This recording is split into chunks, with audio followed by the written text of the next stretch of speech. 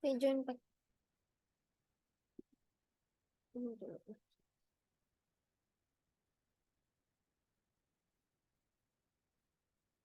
apa nih bahasa?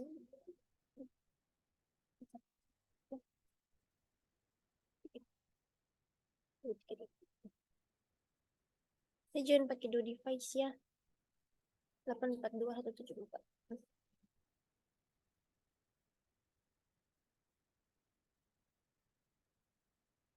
Oke.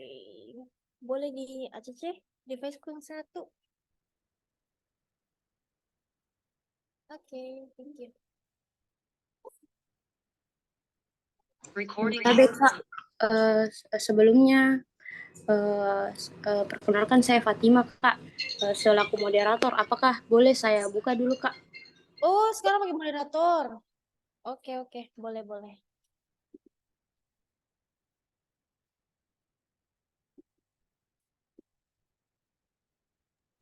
Baik, Assalamualaikum warahmatullahi wabarakatuh, dan selamat sore kepada Kak Karen dan teman-teman yang lainnya. Mungkin pada kesempatan kali ini kita akan melaksanakan tenteran kardiologi untuk persiapan final kardiovaskular. Jadi mungkin sebelumnya saya ucapkan terima kasih kepada Kak Karen atas kesediaannya untuk membawakan materi pada tenteran kali ini. Jadi untuk mengefisienkan waktu, langsung saja saya persilahkan kepada Kak Karen untuk memulai materinya, Kak. Kepada Kakak saya persilahkan. Oke, terima kasih ya, Fatimah. Kita mulai aja. Kenapa masih ada Rifki ini? Tidak perlu kau tenteran Rifki, sudah jago. Tunggu nah. Iya, saya share screen dulu.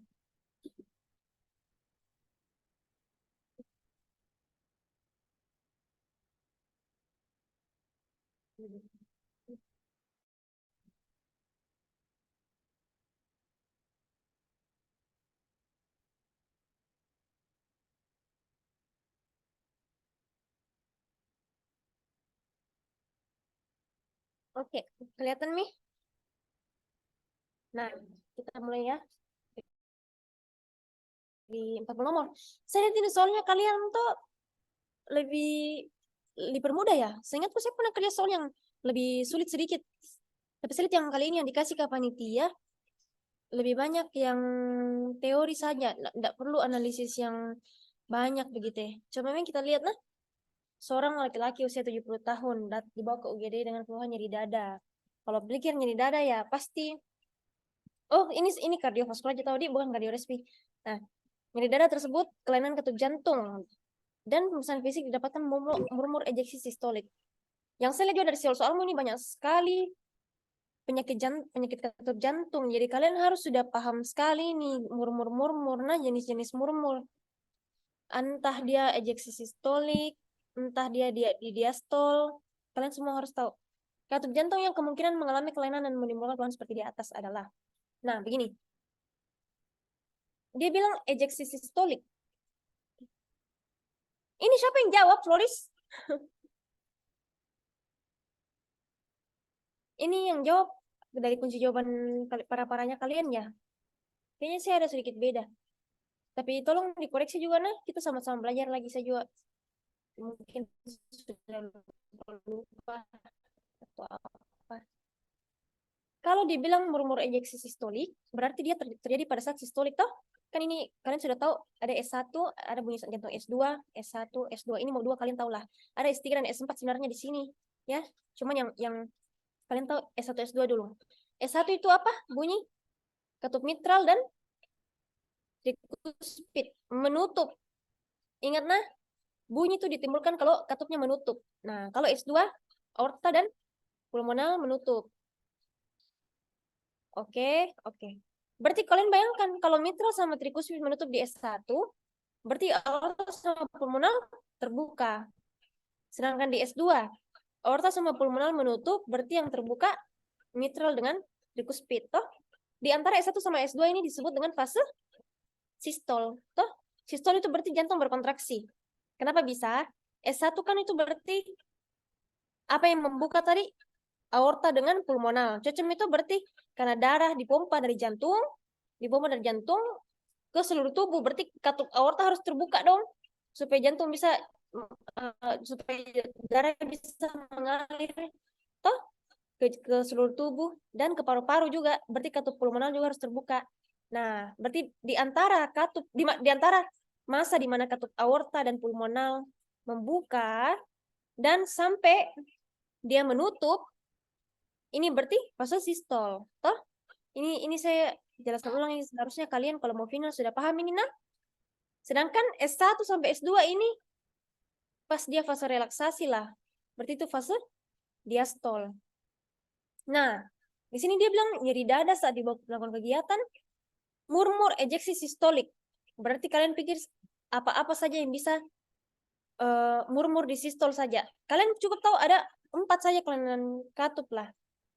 Kan bisa mitral, bisa trikuspid, bisa aorta, bisa pulmonal. 4 saja katup yang mengalami kelainan toh. Kalian harus tahu di mana lokasinya. E itu katup mitral. Oke.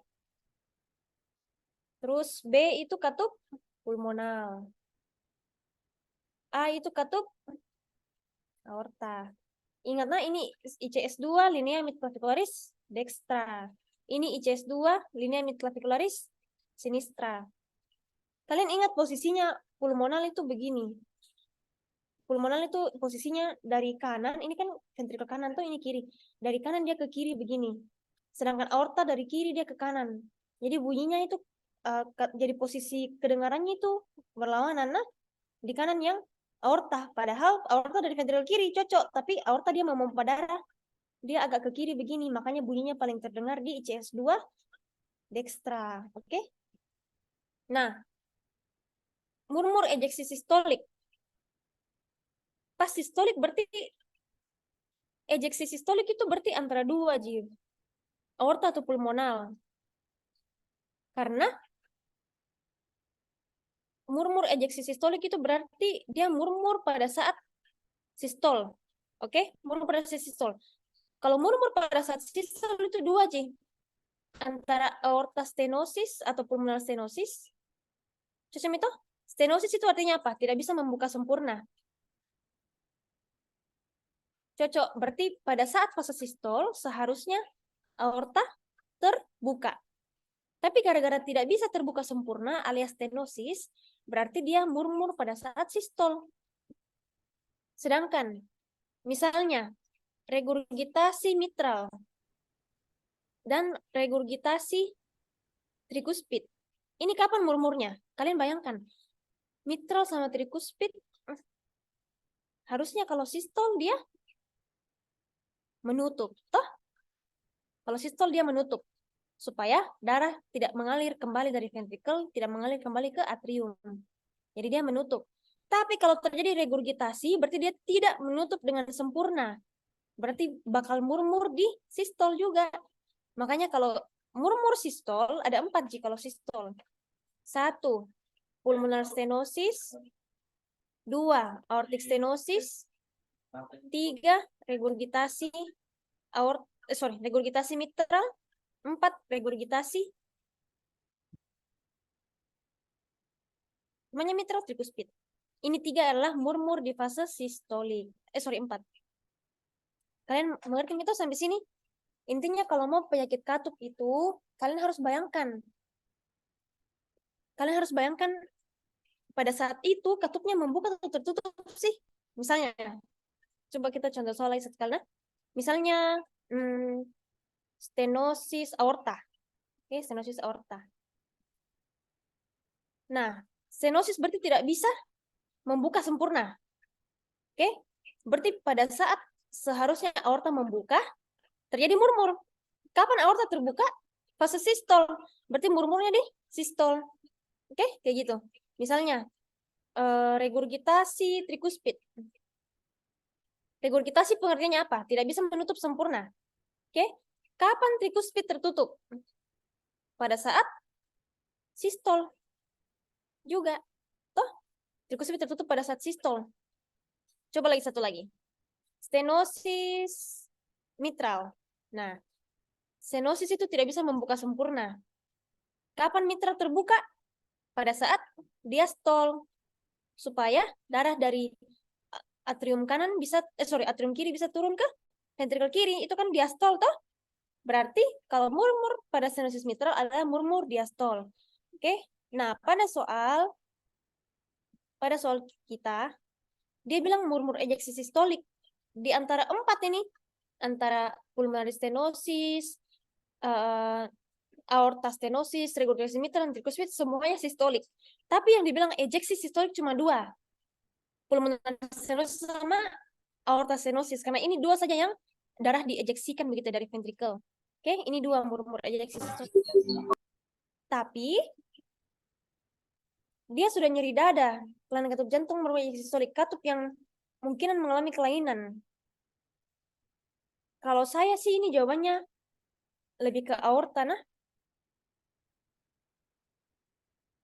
Tapi ini kunci jawabannya pasti salah nih. Tidak mungkin nih Ini kan murmur mitral, katup mitral.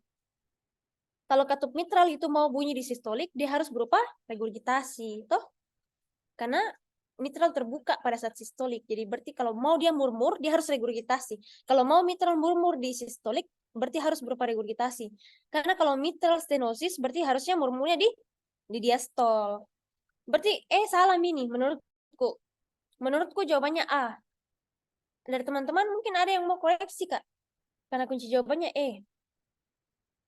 Sebenarnya bisa 2. Ejeksi sistolik itu bisa A, bisa B. Bisa aorta, bisa pulmonal. Cuman mungkin yang lebih banyak, apalagi dengan usia tua itu, biasa kalsifikasi dari katup aorta. Jadi terjadilah murmur ejeksi sistolik akibat stenosis aorta. Itu kalau saya, nah. Jadi ini A akibat stenosis aorta. Ada yang mau ditanyakan?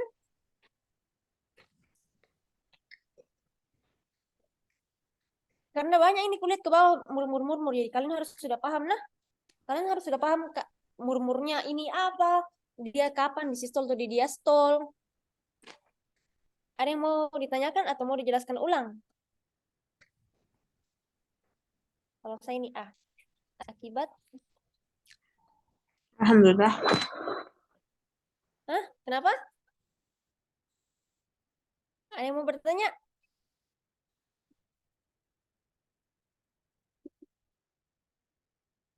Ujiannya kalian kapan ya? Senin ya? Ya? Oke deh. Ya, kenapa? Ada yang mau bertanya? Kalau enggak ada, kita lanjut Mina. Nah, lagi-lagi. Katup lagi. Intinya dia sesak napas. Tekanan darahnya 110/70, denyut nadi 110. Murmur diastolik di ICS 2 upper right sternal border. Upper right sternal border. Berarti dia di bagian ICS 2 linea sternalis dextra. Kan dia bilang right tuh, bahasa Inggrisnya dextra tuh. Nah, katup apa yang di ICS 2 linea dextra? Kita interaktif ini sedikit. Ya, aorta. Nah, cocok. Katup aorta. Terus dia maunya murmur diastolik. Aorta pada saat diastolik itu membuka menutup. Aorta pada saat diastolik membuka menutup.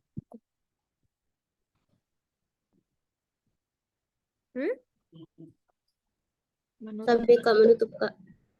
Ya, menutup. Karena pada saat sistol, dia membuka tuh supaya darah bisa diejeksikan ke seluruh tubuh. Berarti pada saat aorta sebaik yang kukira. bagus tuh suaranya ini. Nah, cocok. Aorta itu menutup toh di diastol. Berarti kalau mau dia murmur aorta diastol menutup, berarti dia harus berupa aorta regurgitasi. Karena regurgitasi itu definisinya tidak bisa menutup sempurna.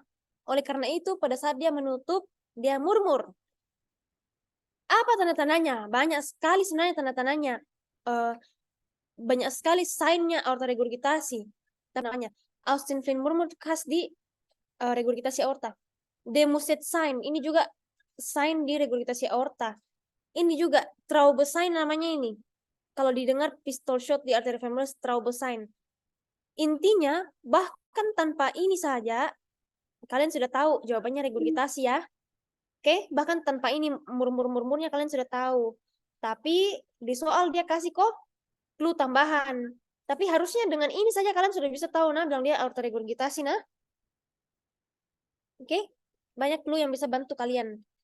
Intinya, nah, kalau aorta regurgitasi itu, dia di sini sesak. Kenapa bisa kira-kira sesak? Ada yang tahu? Kenapa sesak napas?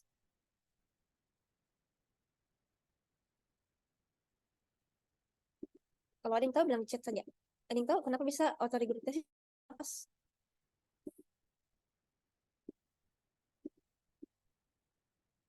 Hmm? Malu-malu kayaknya ini, teh. Tapi pasti banyak kok yang pintar-pintar di sini. Kenapa bisa regurgitasi aorta menyebabkan sesak napas?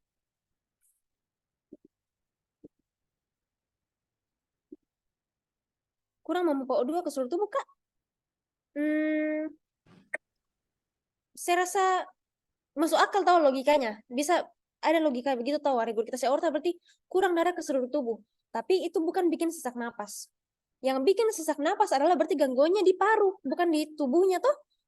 Mungkin regurgitasi aorta mungkin ya ini dari Lisa. Karena darahnya kembali ke ventrikel kiri terus bisa kembali ke pulmo, betul. Jadi kalian bayangkan ini atrium kiri, ini ventrikel kiri, ini di sini aorta toh. Regurgitasi aorta berarti darah dari sini kembali ke sini dong, ke ventrikel kiri toh.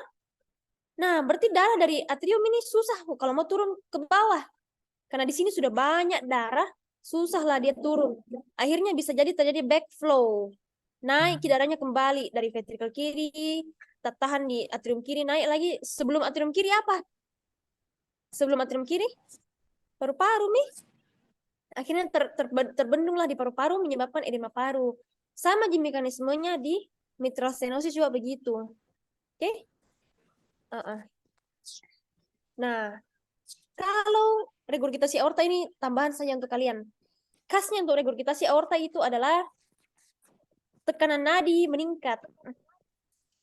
Apa itu tekanan nadi? Ada yang tahu apa itu tekanan nadi? Rumusnya tekanan nadi apa?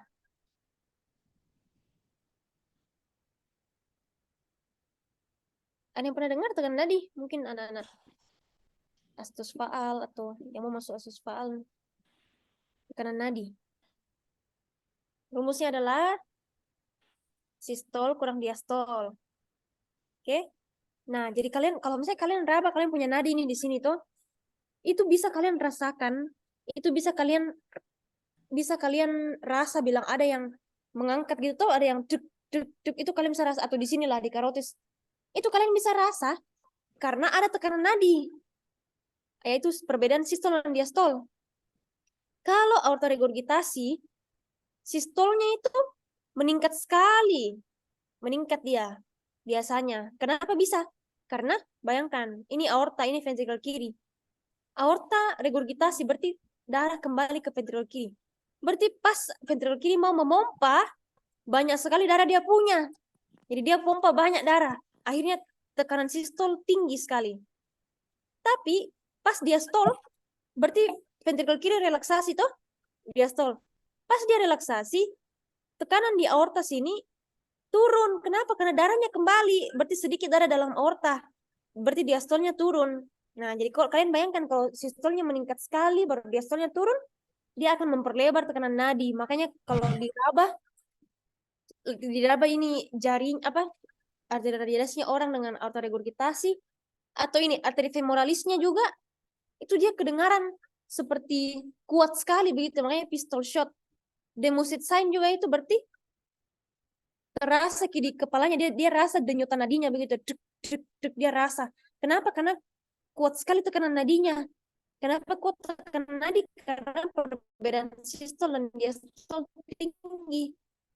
Oke? Itu nice to know saja. Yang penting kalian sudah bisa tahu bilang dia regurgitasi aorta dari sini. Tok, itu sudah cukup untuk jawab soal. Nah, oke? Oke deh, lanjut. Cocok. 3. Intinya dia demam, nyeri sendi. Langsung nih, kalian lihat anak-anak tuh demam, nyeri sendi. Apalagi hari ini, dapat nyeri tenggorokan 1 bulan lalu. Tuh, terus, ini juga nurul subkutan, erythema marginatum. Penyakit apa ini? Bilang di chat saja diagnosisnya, penyakit apa ini? Hmm? BK demam rematik, Kak. Ya, demam rematik cocok. Nah, apa kriterianya demam rematik? Kriterianya orang-orang jomblo. Kriteria Jones. Jomblo ngenes. Nah, kriteria Jones ini kalian harus baca. Tapi cara gampangnya hafal. J itu joint arthritis. O itu kayak mirip, O itu mirip bentuk jantung lah, jadi karditis. Toh. N nodul subkutan. E erythema marginatum. S Sydenham Korea. Nah, semua ada mini. Toh, kalian enggak muluk-muluk kok disuruh apa. Cuma ditanya apa etiologinya, langsung saja Streptococcus beta hemocracus. Sebenarnya harus ada lagi grup A. Oke. SBHGA. Kalau misalnya di pilihan tidak ada ini SBHGA, tapi ada Streptococcus pyogenes, kalian lihat itu pilih Streptococcus pyogenes karena sama Ji. Nah, sama Ji Streptococcus pyogenes. Oke. Mas suruh tanya etiologi kok, satu aja etiologinya. Ada yang mau ditanyakan? Oke, deh kita lanjut ya.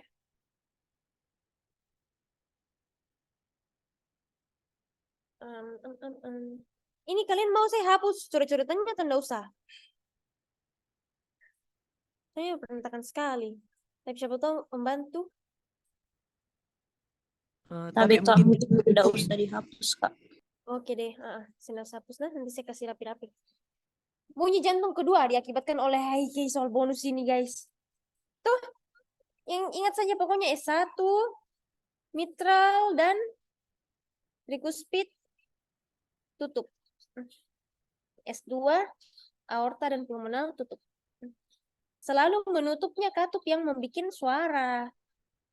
Kalau dia membuka, dia tidak bikin suara, Ji. Oke. Next.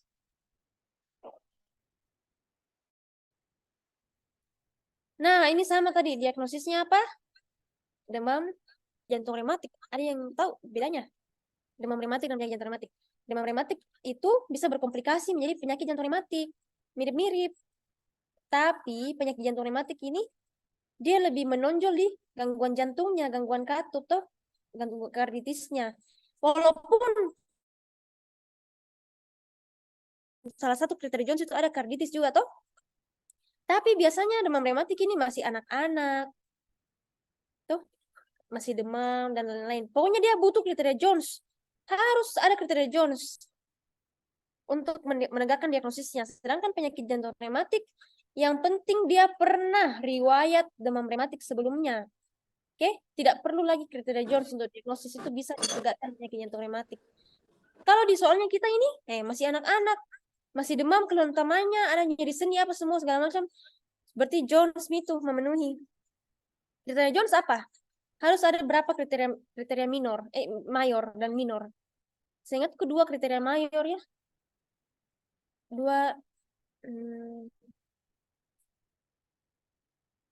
Tunggu coba kita buka dulu nah, Jones kriteria.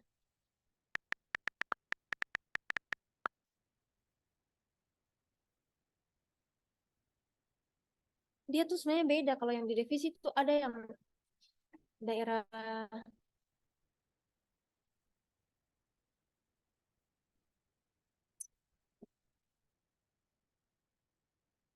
nah, 2 mayor atau 1 mayor 2 minor. Itu mau yang kalian hafal.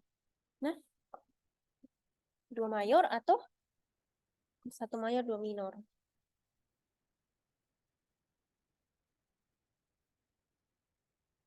Oke deh. Nah, apa personal protein yang dapat menunjukkan diagnosis? Cocok mini asto. Oke. Ini lab mioglobin itu sama sama troponin sama CKMB itu untuk infarkt, toh? Infarkt miokard. NT-proBNP untuk gagal jantung. Cocok mini asto. Harus ada ini kriteria ditambah dengan asto positif. Berarti ada bukti infeksi streptococcus. Bisa asto, bisa juga swab tenggorok. Swab tenggorok positif untuk SB HGA. Oke. Ada yang mau ditanyakan? Nomor 5. Kalau tidak ada, kita lanjut ya. Nah, ini. Yang saya heran, kenapa sedikit sekali soal EKG di ini file ya? Padahal EKG yang banyak dulu di finalku. Kalian harus untuk final kardio, kalian tahu saja, cukup tahu saja kas-kasnya EKG lah. Ini dia sudah kasih clue. Kira-kira penyakit apa ini? Coba bilang di chat. Murmur diastolik pada apex. Coba saya kasih waktu kalian dulu. Murmur diastolik pada apex itu penyakit apa? Sayang, pulpen. Apa? Murmur diastolik pada apex itu penyakit apa dan pada katup apa? Ya, cucu ya Lisa. Mitral stenosis. Hah? Kenapa? Mana?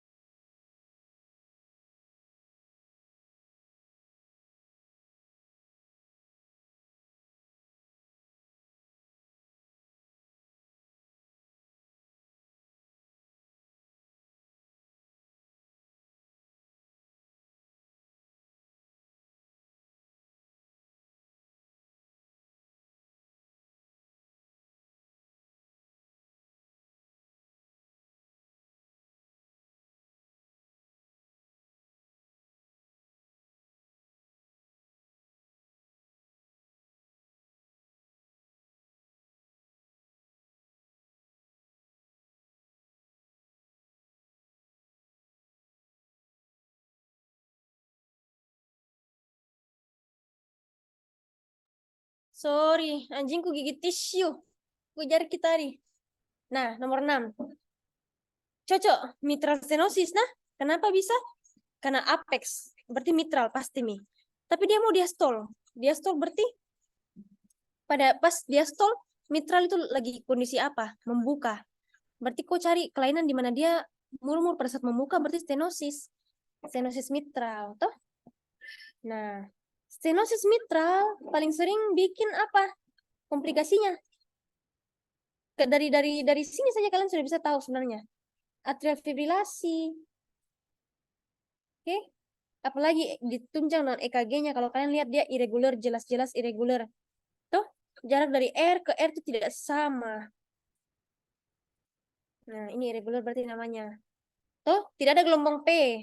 Karena dia atriumnya bergetar-getar begini saja. Oke? Tidak ada depolarisasi yang bagus. Semua begini. Getar-getar saja. Sudah begitu? Sudah, Mi? Cocok Mi, atrial fibrilasi. Dari klinisnya dia sesak, kenapa bisa? Gara-gara stenosis mitral bikin edema paru juga kan? Oke, dia bikin atrial fibrilasi, sedangkan di EKG-nya begini nih. Radiologinya pinggang jantung menghilang. Pinggang jantung menghilang karena yang membentuk pinggang jantung itu, kalau kalian lihat di radiologi tuh, yang membentuk pinggang jantung itu ada dua. Ada aorta pulmonal, konus pulmonalis sama, arteri pulmonal. Kenapa aorta pulmonal? Arteri pulmonal sama satunya atrium kiri. Nah, di sini dalam hal ini yang membesar yang mana? Atrium kiri dong, karena ada mitral stenosis toh. Jadi pinggang jantungnya menghilang. Oke. Next. Nah, intinya dia keluhan sesak napas, datang keluhan sesak napas. Bila aktivitas ringan, nyaman tidur dengan 2 bantal.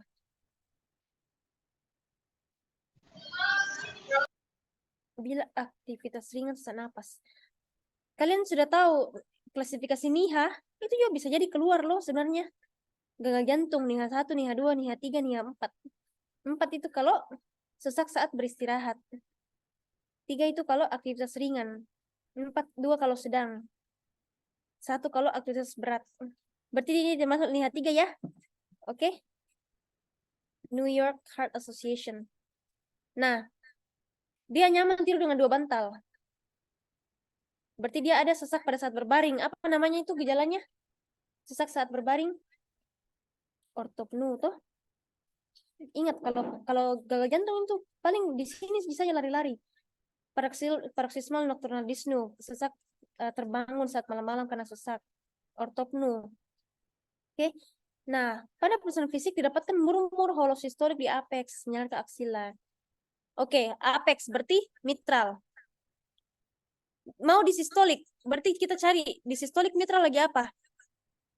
Disistolik mitral menutup. Berarti kita kelainannya pada saat dia tertutup yaitu regurgitasi. Tidak bisa tertutup sempurna toh? Nah, gagal jantung kiri. Dokter memutuskan memberikan farmakoterapi. Apakah yang dapat menurunkan preload dan mengatasi retensi cairan? Kaki gampang sekali. Jadi langsung cari yang diuretik nih. Berarti itu menurunkan preload. Preload itu apa? Preload itu berarti darah yang kembali ke jantung. Preload sebenarnya ada 2, preload atrium kiri dan preload kiri dan preload kanan nih. Oke, tapi intinya diuretik pasti menurunkan preload. Karena dia kurangi volume, berarti darah yang masuk ke jantung berkurang, berarti preload berkurang toh, mengatasi retensi cairan juga. Oke. Yang lain pasti kalian tahu nih, bisoprolol itu dia inotropik negatif sama chronotropik negatif. Captopril dia antihipertensi sebagai ACE inhibitor toh. Digoxin inotropik positif tapi chronotropik negatif. Isosobidinitrat ini vasodilator. Tapi yang berfungsi untuk menurunkan preload, nitrat juga bisa menurunkan preload sebenarnya. Nitrat ini bisa. Tapi yang bisa atasi retensi cairan ya tetap furosemide tuh karena dia yang bikin kencing-kencing. Oke. Next. Kalau ada yang mau bertanya langsung saja nah di chat nah. Nggak usah tunggu-tunggu sampai selesai. EKG-nya langsung lihat mini. Nih, ST elevasi itu. Nah,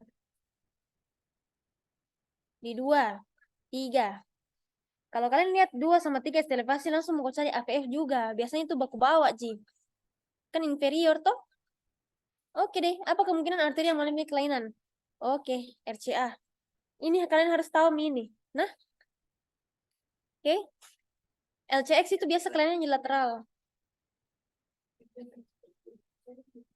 Nah, biasa kelainannya di lateral. LAD itu biasa kelainannya di anterior. Oke. Kalau ini RCA bisa di inferior, bisa di kanan,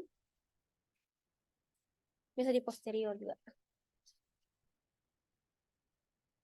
Lanjut. Kalau left main berarti anterior dan lateral toh. Karena gabungannya left main itu gabungan dari LCX dengan LAD. Ada yang mau ditanya? Lanjut nah, nomor 9. Apakah yang menyusun lapisan endokardium? Histologi nih. Endokardium, ya ini lapisan endotel, subendotel, elastik muskular, subendokardium. Ini hafalan ya guys. Serat Purkinje terletak di mana? Di subendokardium, endokardium. Di sini. Ada serat Purkinje ya. Oke, lanjut ya. 10. Seorang laki-laki 58 tahun. Ini Kesmas ini. Intinya dia menyarankan minum obat antihipertensi dan melakukan pencegahan tekanan darah secara rutin. Apakah level pencegahan yang tepat untuk kegiatan untuk mencegah terjadinya penyakit kardiovaskular? Cocok berarti primer toh? Karena dia belum sakit. Kalau sekunder itu dia sudah sakit. Ini early diagnosis dan prompt treatment toh. Ini kalian hafal sendiri Mina. Primary prevention itu berarti dia belum sakit. Kita mencegah supaya dia tidak sakit. Kalau primordial itu biasa kebijakan pemerintah. Misalnya mengurangi garam diproduksi cemilan-cemilan tuh dikurangi garamnya, ada batasnya. Itu primordial. Nah, kalau tersier itu yang paling terakhir itu dia sudah sakit. Kita mencegah supaya dia rehabilitasi dan supaya dia pembatasan kecacatan tuh. Oke. Nah, lanjut. 50 tahun pria datang ke puskesmas setelah nyeri dada hilang timbul. Membaik dengan ISDN nitrat. Riwayat telah terpasang stent pada tahun 2014. DM berhenti merokok, bla bla bla bla bla. Apakah pencegahan sekunder yang paling tepat? Nah, pencegahan sekunder itu tadi 2 Ji. Early diagnosis dan prompt treatment. Ini orang tidak pernah lagi didiagnosis, kah sudah terpasang stent koroner toh? Berarti sudah didiagnosis dia ada penyakit jantung. Berarti kita harus kasih tata laksana yang tepat, memberikan pengobatan agar serangan tidak berulang. Ini 2 apa? Primer kan? Penyuluhan promosi kesehatan untuk primer. Kawasan bebas asap rokok ini primordial karena pencegahan pemerintah, kebijakan pemerintah. Rehabilitasi ini sudah tersier. Oke? Ada yang mau tanyakan? Kayaknya soal-soal begitu kalian lebih jauh dari saya. Belajar puskesmas begitulah ya. 12. Laki-laki 68 tahun datang UGD dengan keluhan nyeri dada. Tiba-tiba. Oke, tiba-tiba. Bukan lagi oleh aktivitas. Nah, tiba-tiba. Disertai dengan diaforesis. Diaforesis itu keringat berlebihan karena simpatisnya aktif tuh dia keringat berlebihan. Sebelumnya pasien merasakan nyeri dada hilang timbul 2 hari terakhir. DM, HT, merokok. Apakah patomekanisme? Apa diagnosisnya ini?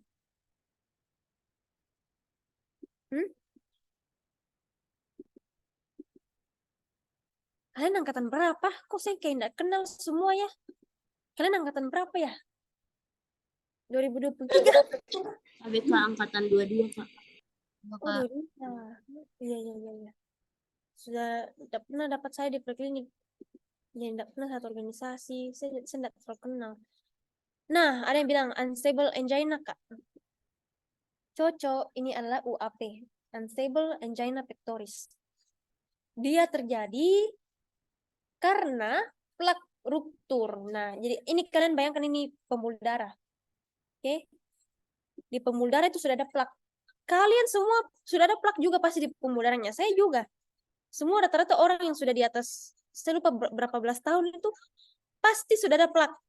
Apalagi kalau kalian makan makanan yang berminyak terus atau apa, itu pasti plaknya lebih banyak. Nah, pasti sudah ada plak, tidak mungkin tidak. Terutama di arteri-arteri yang banyak percambangannya. Misalnya salah satunya ini mah arteri koronaria. Oke, ini plak. Tapi anggap di beberapa orang dia plaknya lebih besar lagi karena dia merokok lah, hipertensi lah, DM lah. Nah, kalau ini plak, kalau orang stable angina pectoris, plaknya berarti stabil. Ini stabil plaknya. Di plak itu ada tutupnya namanya fibroscape. Oke. Nah, kalau dia stabil Ji, berarti ini plaknya begitu terus saja. Kalau misalnya dia olahraga, stres, baru jantungnya butuh oksigen lebih banyak, baru dia sakit dada. Itu kalau stable angina pectoris. Dia nyeri akibat aktivitas fisik misalnya. Kenapa? Karena di sini sudah menyempit lubangnya. Toh menyempit lubangnya jadi darah yang masuk ke sini juga berkurang. Terutama dia rasakan kalau olahraga yang berat. Karena jantung butuh oksigen toh. Tapi kalau UAP atau unstable, ini fibroscape-nya unstable juga. Sewaktu-waktu, biar dia tidak lagi olahraga, biar tidak lagi apa, bisa ruptur ini, pecah ini, terbuka. Terbuka begini, ruptur dia. Toh? Nah, ruptur begini. Kalau dia terbuka bagaimana? Ini semua yang di dalam ini, semuanya itu protrombotik. Keluar ke sini, trombosit suka, trombosit melengket, akhirnya terbentuk trombus. Menyumbat satu begini, nah sumbat semua. Itulah yang dinamakan unstable angina pectoris yang ada 3. Toh, UAP, sorry ini yang namanya bukan UAP, sorry. Acute coronary syndrome. Yang terbagi 3, UAP, STEMI, and STEMI. Jadi ini diagnosisnya sebenarnya bukan UAP ya, kurang tepat UAP, tapi lebih tepatnya acute coronary syndrome. Salah satunya adalah UAP. Oke, nanti dicek di EKG kalau ada elevasi ST elevasi yang persisten sudah STEMI. Dicek juga enzimnya, kalau ada peningkatan enzim tidak ada ST elevasi ya sudah STEMI. Oke, ini kalian harus tahu 3 bedanya nah, UAP, STEMI, STEMI. Tiga-tiganya mirip, tapi ingat saja kalau ada mi di belakangnya berarti sudah ada infark. Kalau ada mi di belakangnya MI, myocardial infarction, berarti sudah ada peningkatan enzim. Kalau ada ST elevasi berarti dia sudah STEMI langsung. Kalau dia tidak ada enzim yang positif, so tidak ada enzim, tidak ada ST elevasi juga, masuknya di UAP. Oke? Next, ini cacamini nah. Diagnosisnya ACS. Lanjut nomor 13. Intinya dia EKG-nya kalau lihat STEMI. Tuh, di mana STEMI-nya? Ada yang tahu? Coba lihat baik-baik dulu. STEMI-nya di mana ini?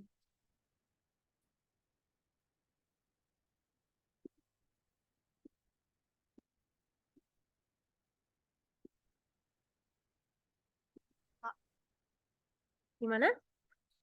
Di inferior, Pak. Iya, inferior. 23 apa ya? Siapa tadi bilang tabedok? Ada kuliah ya? Kalian tidak ada kuliah, Ji? Atau salah panggil saya dokter? Saya belum dokter. Ada kuliah kah?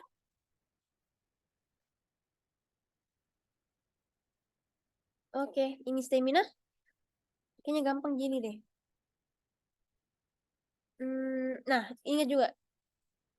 STEMI itu adalah mutlak harus dikasih trombolitik. Trombolitik bisa 2 cara. Pokoknya harus direperfusi, sorry. STEMI itu harus direperfusi. Karena betul-betul lihat terjadi total oklusi. Semua ini betul-betul ini darah ada yang sumbat secara total. Tidak ada bisa darah masuk ke sini, tidak bisa. Harus dikasih lubang ini. Harus dilubangi ini nih yang sumbat. Namanya reperfusi. Bisa 2 cara. Pakai trombolitik atau PCI. Pakai stent.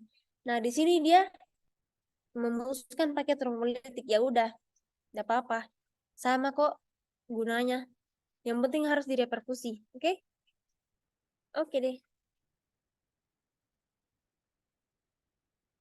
Lanjut. Timbul, terutama saat beraktivitas, hilang dengan istirahat. Apa diagnosisnya?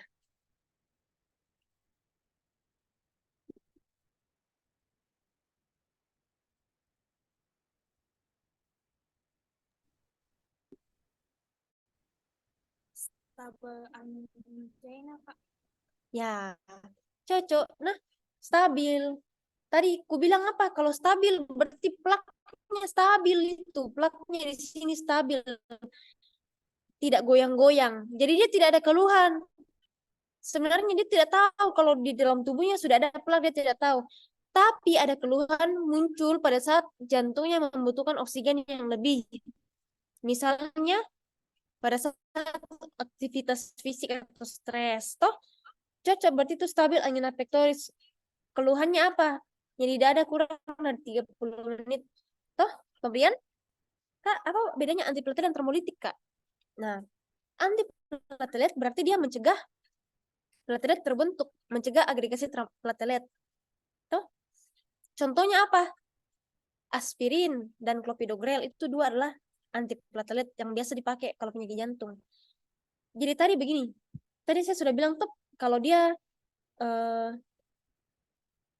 kalau misalnya dia di sini ruptur, akhirnya semua platelet berkumpul lah. Platelet berkumpul terbentuk trombus, oke? Jadi hemostasis itu ada dua macam tuh, primer dan sekunder. Kalau kalian masih ingat dulu, hemostasis ada dua, primer dan sekunder. Primer itu yang berperan apa? Platelet atau trombosit. Sama itu nah, platelet sama trombosit. Kalau yang kedua itu yang berperan apa? Faktor koagulasi, fibrin lah, dan lain-lain. Nah, kalau trombolitik, trombus itu, di dalam trombus itu bukan cuma platelet yang ada. Di trombus itu banyak. Sudah ada berkumpul semua. Platelet ada, sel-sel mati ada, fibrin juga banyak, fibrin benang-benang fibrin itu semua membentuk trombus, oke?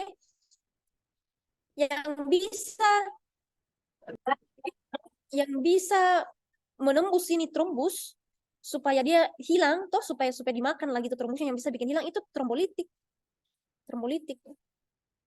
atau fibrinolitik itu sama Ji. Dia kasih pecah-pecah fibrinnya lah.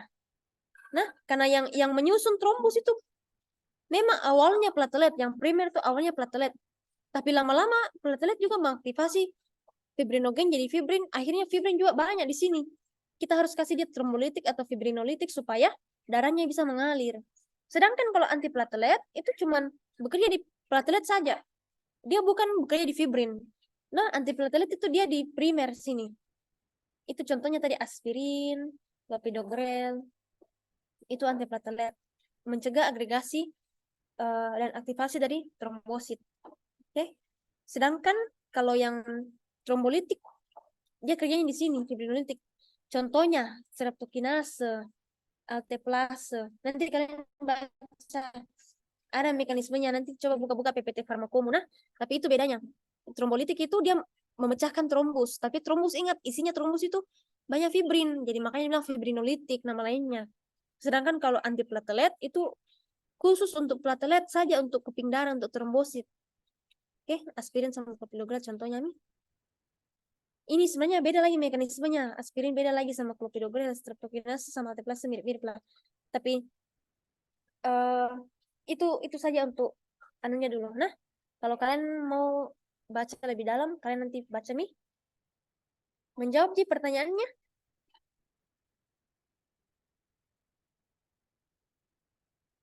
Tapi ini tidak apa-apa ya, saya coret-coret di sini. Nanti kalian bingung ini coretan apa. Saya kasih pindah dulu.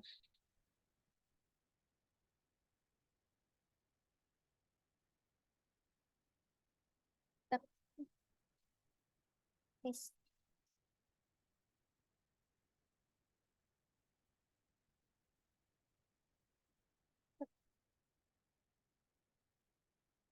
Loh, udah bisa di-cut. Nah. Kenapa sih mau cut plus lagi? Ada yang bertanya.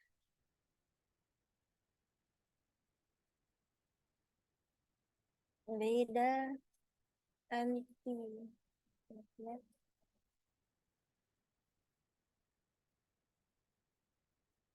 Oh ya, saya angkat telepon dulu bentar nah.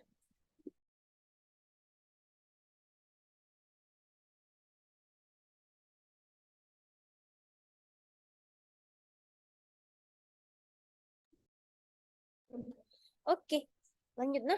Nah, ini yang tadi cocok diagnosisnya stable angina pectoris. Tapi masalahnya biasanya kalau dia stabil kan tadi saya bilang dia tidak tahu kalau di dalamnya dia tidak ada keluhan kecuali kalau dia aktivitas fisik atau dia stres. Berarti pasti datang ke poli. Kita tidak tahu dia pas di EKG normal. Berarti supaya kita dapat kelainannya kita harus kasih capek jantungnya supaya terdapat kelainan di EKG-nya. Berarti bagaimana caranya kita kasih capek dia? Suruh dia naik treadmill nih. Nah, treadmill test. Oke. CS, acute coronary syndrome, yang sudah menetap, biar istirahat. Tambah parah ITKW nanti. Nah, ini treadmill test digunakan supaya kita bisa mau tahu untuk orang-orang dengan stable angina pectoris yang tidak ada keluhan. Kalau tidak ada stresornya, kita kasih dia stresor berupa treadmill test. Oke. Lanjut. Nah, ini yang kadarnya menurun selama 14 hari dari serangan infark. Baca kok itu PPT Muna yang PK. Tapi intinya saya kasih gampang saja. Mioglobin itu yang paling pertama keluar tuh. Yang paling pertama keluar. CKMB yang kedua. Troponin yang ketiga. Tapi troponin itu begini gampang, cara gampangnya troponin dari dulu saya hafal begini. Meningkat dalam 2 jam. Memuncak dalam 2 hari. Menurun dalam 2 minggu. Meningkat dalam 2 jam. Memuncak dalam 2 hari. Menurun dalam 2 minggu. Oke. Kalau CKMB dia lebih cepat turunnya dapat troponin. Dan sampai 2 minggu sudah turun. Makanya bagus digunakan untuk reinfark. Kalau ada yang orang yang reinfark itu CKMB yang dipakai. NT-proBNP itu ini PPT ini PK ada semua di situ pasti. Nah. Oke, tapi kalau ditanya yang paling spesifik selalu troponin. Oke, tapi ingat lagi misalnya pasien baru nyeri dada sejak 1 jam yang lalu, jangan pilih troponin, troponin belum naik. Pilih mioglobin kalau masih 1 jam. Oke, CKMB juga kira-kira 2 jam baru muncul. Kalau dia masih 1 jam atau kurang 1 jam, mioglobin saja. Nah, lanjut nomor 16. Dia nyeri dada saat naik tangga. Berarti diinduksi lagi sama aktivisi. Kurang dari 15 menit, cuma 2 menit saja. Hilang dengan istirahat. Ada itu, kalian sudah tahu apa diagnosisnya, apa terlaksana, apa cara diagnosisnya tadi yang treadmill test. Nah, jangan lupa. Apa itu angina Prinzmetal? Kalian tahu? Angina Prinzmetal, keren namanya tuh. Angina Prinzmetal itu angina atau nyeri dada akibat vasokonstriksi. Jadi dia bukan gara-gara plak, dia akibat vasokonstriksi arteri koroner. Biasanya pada cewek, biasanya pada wanita. Suka minum kopi. Biasa malam-malam terjadi. Kalau cuaca dingin. Nah, kalau kalian lihat soal begitu, pilih saja langsung angina Prinzmetal. Oke? Lanjut, nomor 17. Waduh, kayaknya ini kalian lebih jago dari saya. Intinya dia STEMI. Labnya ada di situ. Apakah advice gizi yang tepat? Berapa tensinya? Tensinya bagus kok. Nggak perlu jadi dash menurutku. Tensinya bagus toh. Komposisi dia terhadap lemak dengan lemak jenuh kurang dari 7. Sisanya kufa. Dan mufa. Protein 12% terutama daging. Karbohidrat 6%. Total kalori, karbohidrat 50%, serat 25-30, protein 15, dan kacang-kacangan. Lemak boleh 35% dan kurang 7, ini salah nih pasti tuh. Pasien sebaiknya minum obat DM dan dislipidemia. Memang dia DM dan juga dislipidemia, cuman karena dia dan exercise tidak dapat menormalkan. Seolah-olah kayak nggak usah diet sama exercise, padahal itu perlu juga toh. Jadi ini salah nih. Ini juga apa? Salah nih. Antara C atau D saja yang Tapi karbohidrat kayaknya kok baca di slide Mona, kayaknya kalian lebih tahu dari saya. Kayaknya 50% saja. Terus harus ada serat juga tahu wah. Oke, harus ada serat dan proteinnya kalau bisa jangan yang daging-daging merah tuh karena banyak kolesterolnya, jadi terutama kacang-kacangan nih atau ikan. Lemak boleh tapi lemak jenuhnya kurang 7%. Jadi ini kayaknya cocok sama Dede. Kayaknya saya enggak terlalu hafal juga, tapi dari ini yang paling masuk akal saya Dede sih. Nah, lanjut 18. aorta thoracalis pasien ini hasilnya. Struktur apa kan tunjuk pada A? Yang ini kan A, ini toh. Bukan endotelium nah. Ini A itu tunica intima. Toh, endotelium itu yang mana ini? Endotelium ini endotelium. Tapi di sini tunica intima, tunica media, tunica adventitia. Kalian baca lagi apa saja isinya tunica intima. Coba kita lihat. Bentar ya, saya lihat.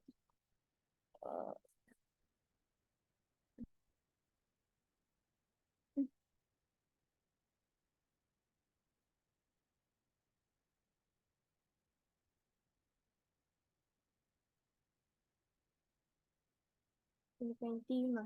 Nah ini. Intima itu di tengah-tengahnya intima sama media ada lamina elastica interna. Oke, bagian dari tunica intima. Paling jelas di arteri sedang. Oke, ini media, terus di tengah-tengahnya media sama adventitia ada lamina elastica externa.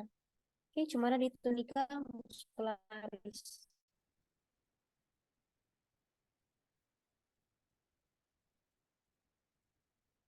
Oke deh.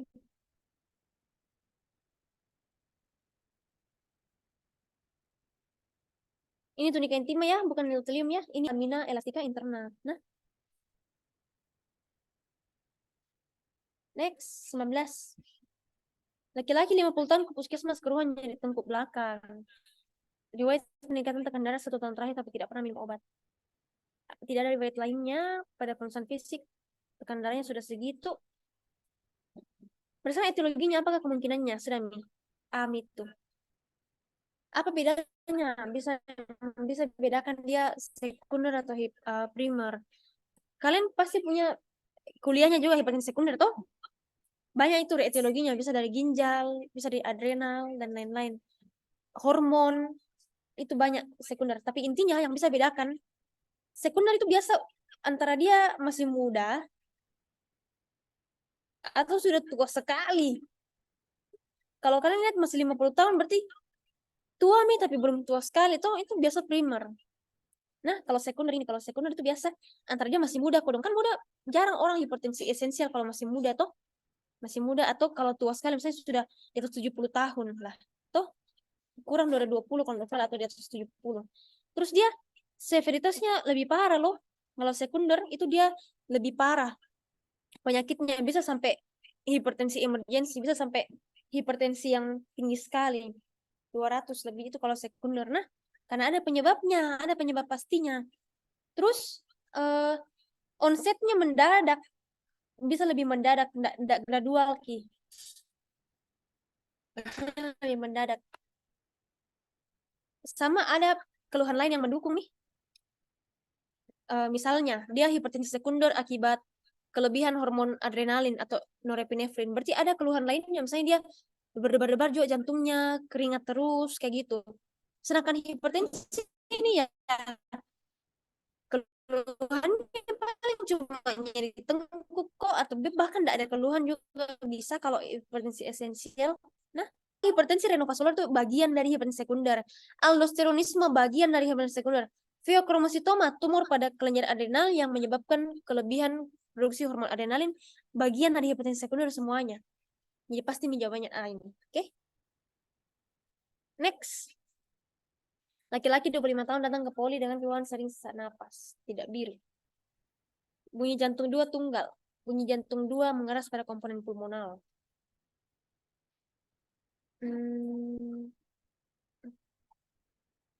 Bising kontinu grade 4 sampai 6. Grade 4 per 6, sorry. Di ULSB. Intercostal 2. Berarti ini apa?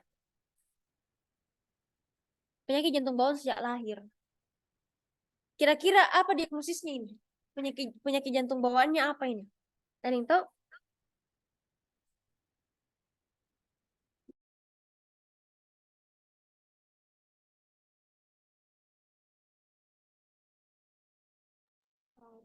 Bukan patendus arteriosus. Apa? Sorry, saya tidak dengar suaramu. PD apa? Ya, patendus arteriosus cocok nah. Karena bisinya continue di upper left sternal border. Continue tuh berarti dia ada di sistole, ada di diastole juga. Sepanjang itu dia terdengar murmur. Oke? Nah, kalau dia terjadi paten ductus arteriosus berarti dia menghubungkan antara arteri pulmonal dan aorta. Toh? Ada hubungan antara, sorry. Arcus aorta begini. Nah, ini arcus aorta, ini arteri pulmonal. Darah mengalir dari mana ke mana? Dari tekanan tinggi ke tekanan rendah. Mana yang lebih tinggi tekanannya, aorta atau pulmonal? Aorta dong, kalau sudah lahir. Kalau di janin ya kebalikannya, nah. Tapi kalau sudah lahir, yang lebih tinggi adalah aorta. Berarti darah mengalir dari sini ke sini. Berarti nanti darah yang masuk ke paru-paru itu banyak. Toh, akhirnya terjadilah, kalau lama-lama terjadilah hipertensi pulmonal. Oke? Ditanya, apakah yang menyebabkan komponen bunyi jantung mengeras? Bunyi jantung yang mengeras itu bunyi jantung komponen pulmonal. Begini, saya jelaskan dulu. Kan ada bunyi jantung, ada S1, ada S2 kan? Nah, S1 itu mitral sama trikuspid toh. S2 itu apa? Yang menutup aorta dan pulmonal. Tapi S2 itu sebenarnya beda menutupnya. Jadi ini S1 begini toh, S2 sebenarnya ada dua begini. Dua komponen. Komponen yang pertama menutup itu aorta dulu. Yang kedua menutup itu pulmonal. Oke? Ini kalau inspirasi. Namanya physiological splitting.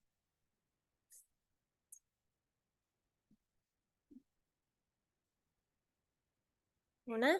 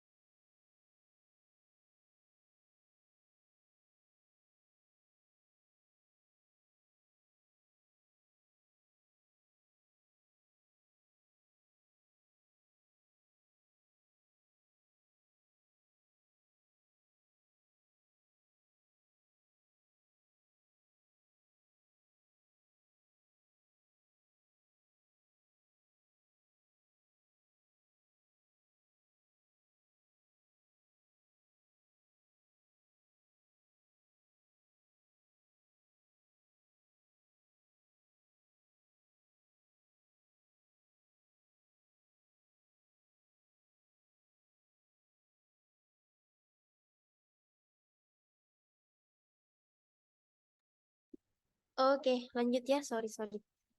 Nah, itu yang tadi. Ada namanya physiological splitting.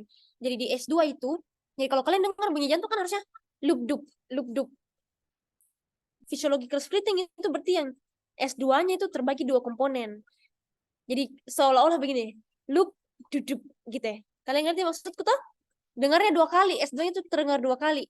Dua kali kenapa? Karena ada satu di depan komponen aortanya, yang kedua itu komponen pulmonalnya.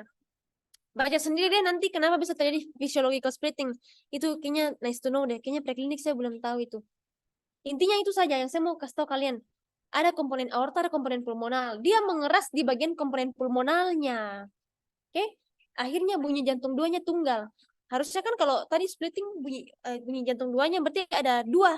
Komponen aorta sama pulmonal. Tapi gara-gara terjadi hipertensi pulmonal, akhirnya mengeras katup pulmonalnya pas menutup itu lebih keras kedengarannya. Berarti komponen pulmonalnya mengeras. Dan dia jadi lebih cepat menutup. Jadi seolah-olah bunyi jantung duanya itu tunggal. Menyatu, aorta dan pulmonalnya menyatu. Makanya dibilang bunyi jantung dua tunggal. Dan mengeras pada komponen pulmonal. Yang bikin dia mengeras adalah karena hipertensi pulmonalnya. Yang bikin hipertensi pulmonal adalah karena PDA-nya. Jadi banyak ini dia punya diagnosis. Nah, hipertensi pulmonal et causa PDA. Oke, ada yang mau ditanyakan? Bahasa nanti nih. Ini physiological splitting itu terjadi pada saat inspirasi ya. Oke. Kalau tidak ada kita lanjut nah. Baru setengah. Kayaknya ke bawah agak cepat-cepat. Mina saya. Nah, intinya ini apa? Dia perempuan, 35 tahun. Bengkak. Kenapa itu? Tunggu. Bentar.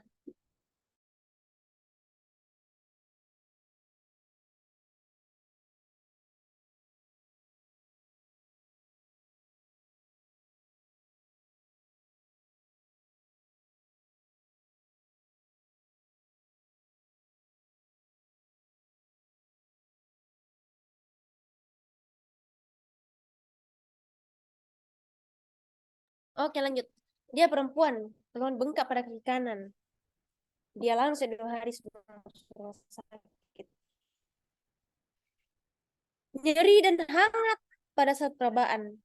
Kalau ada hangat, kakinya lebih merah, gangguannya di arteri atau vena? Enak, Kak. Langsung vena? Vena, cecona vena. Ini kaki, ini vena, di tengah-tengah ada sumbatan. Berarti darah tidak bisa mengalir dari bawah ke atas. Kan vena mengalir dari bawah ke atas tuh kalau di kaki. Darah tidak bisa mengalir dari bawah ke atas, akhirnya dia tertumpuk, bikin merah lah di sini, lebih hiperemis. Sedangkan kalau arteri kebalikannya, arteri itu darah turun dari bawah dari atas ke bawah. Kalau ada penyumbatan di sini, berarti dia jadi pucat. Kalau vena dia jadi lebih merah. Apalagi dia barusan perjalanan jauh dari Amerika, pesawat 72 jam. Nah, yang bisa bikin stasis vena itu Snoopy.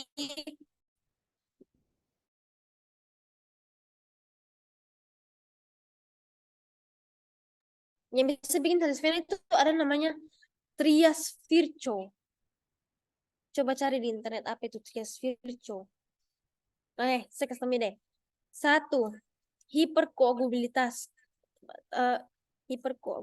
Koagulabilitas. Intinya dia jadi lebih gampang membeku darahnya, biasa penyakit toh. Terus yang kedua stasis darah. Yang ketiga injury endothel. Nah, ini 3 yang bisa menyebabkan adanya pembentukan trombus pada vena. Nah, pada arteri juga. Pokoknya ini 3 menyebabkan pembentukan trombus. Itu namanya trias virchow. Nah, di pasien ini apa? Yang kedua dia stasis darah. Karena dia lama duduk di pesawat. Lama duduk di pesawat berarti darahnya tidak mengalir itu. Darahnya susah mengalir toh. Karena tertekuk terus dia punya lutut. Akhirnya terbentuklah trombus, bikin apa diagnosisnya ini? Deep vein thrombosis. Nah, diagnosisnya adalah DVT. Apa penegakan diagnosisnya? Kalian pasti sudah diajar tuh itu sama dokter siapa itu saya lupa. Yang banyak sekali slide-nya itu. Salah satunya itu DVT ini USG Doppler untuk lihat. Nah, ini salah nih karena ini arteri, X-ray juga untuk apa? Tidak bisa lihat pembuluh darah. Ekokardiografi kardiak lah lebih lagi ngapain lihat jantungnya tuh? CT scan kayaknya tidak perlu. USG saya dulu Doppler untuk melihat pembuluh darah. Nah, Lex 22. Sudah nih gampang sekali nih. Tidak sadar nih lagi. Tidak ada nih lagi nadinya. Pasti cardiac arrest. Cardiac arrest yang tidak teraba nadi apa? Semuanya, sorry. Cardiac arrest pasti tidak teraba nadi. Berarti antara VT, VF, PEA atau asistol. Tapi kau lihat nih, di EKG-nya ternyata begini. Ini bukan VT, ini sudah VF mini. Sudah kayak benang kusut, itu VF nih. Kalau VT itu dia masih besar-besar gini kadang.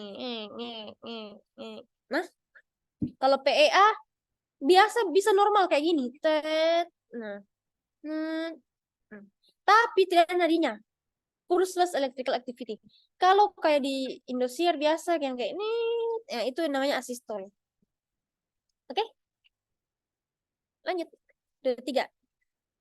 Perbedaan tekanan darah pada kedua lengan itu apa? Quarta short atau cocok mini. Kenapa bisa? Karena quarta short itu apakah yang terjadi di quarta short? Ini aku bayangkan ini aorta tuh. Harusnya dia lancar. Harusnya lancar begini jalan darah. Tapi itu kalau terjadi quarta short itu terjadi penyempitan. Nah, kayak gini. Oke, ada penyempitan di sini, quarta aorta. Kalau terjadi penyempitan, biasanya paling sering itu penyempitannya di sini. Aorta kan punya 3 cabang toh, arcus aorta punya 3 cabang. 1, 2, 3. Anggap begitulah ya. Ini apa? yang cabang di sini apa? Ada 3. Yang di sini kan trunkus brachiosephalika, toh? Ingat anatomi lagi, nah. Ini nanti baru bercabang 2. Jadi arteri subclavia, ini carotis communis, sama subclavia. Sedangkan yang di sini langsung, di sini subclavia, di sini carotis communis sinistra. Nah, kalau dia terjadi penyempitan di sini, bayangkan dia terjadi penyempitan di tengah-tengahnya. Berarti beda dong. Ini kan jantung di sini, ini kan arcus aorta, berarti di sini jantung ya, sini jantung. Jantung. Berarti darah dari jantung dia pompa masuk banyak darah ke tangan kanan. Karena banyak darah masuk ke arteri komunis banyak aman. Tapi dia mau masuk ke subclavia sinistra, tapi susah karena ada penyempitan di sini. Jadi darah sedikit masuk ke sini. Berarti tekanan darah di sebelah kanan lebih tinggi daripada tekanan darah di sebelah kiri. Mengerti itu gambarku ini? Nah, itu namanya coarctation aorta. Kapan kita patut curigai? Kenapa sekat? Kapan kita patut curigai? Kalau perbedaan tekanannya lebih dari 20.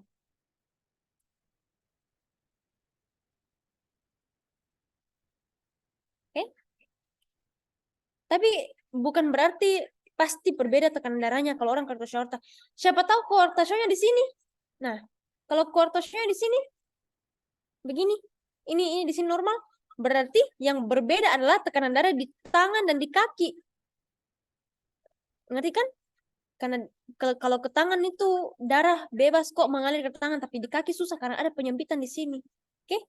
Tapi bisa jadi juga dia di tengah-tengahnya di sini sebelum arteri subclavia sinistra. Makanya bisa berbeda tekanan darah kiri dan kanan. Nah, lanjut nomor 24.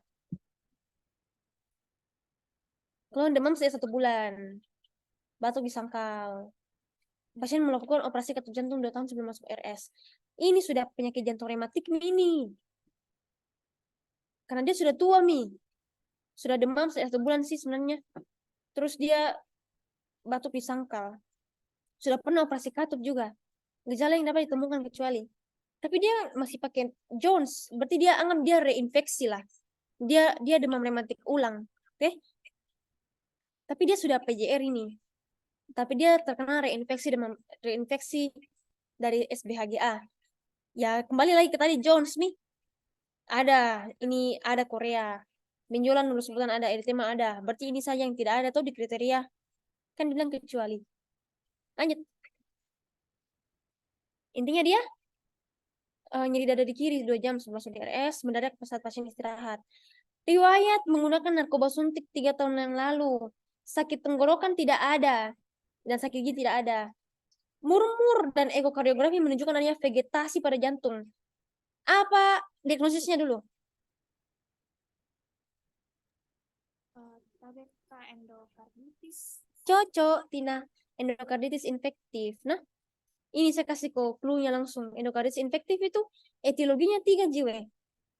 Kalau dia akibat katup prostetik toh yang katup buatan itu epidermidis. Streptococcus epidermidis. Kalau akibat obat suntik itu Streptococcus aureus. Oke. Kalau akibat apa lagi ya satu? Akibat sakit gigi. Sakit gigi dia cabut infeksi dari gigi itu Streptococcus viridans. Karena ada ini itu flora normal di kulit, makanya kalau dia suntik-suntik masuk, berarti dia kasih masuk itu aureus ke dalam darah, padahal harusnya tidak ada toh. Berarti ini kalau ditanya etiologinya apa? Jawabnya S. aureus ya, karena dia yang bikin dia endokarditis adalah narkobanya. Nah, kalau endokarditis infektif itu pakai kriteria apa? Ada yang tahu? Pernah dengar? Dux kriteria ya, Dux kriteria. Ingat kalau demam rematik Jones, kalau endokarditis infektif itu Dux kriteria itu ada juga kriterianya. Dia harus pakai ekokardiografi. Itu kriteria majornya adalah ekokardiografi menunjukkan vegetasi. Terus, nah vegetasinya di mana?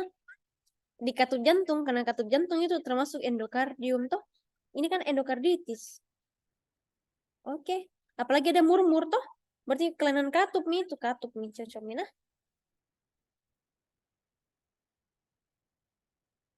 Oke, next ya. Nah, dia kelemahan di kedua tunggal secara tiba-tiba. Dia hipertensi sudah lama, tekan darah sudah 140, 160, 90. Konsumsi amlodipin.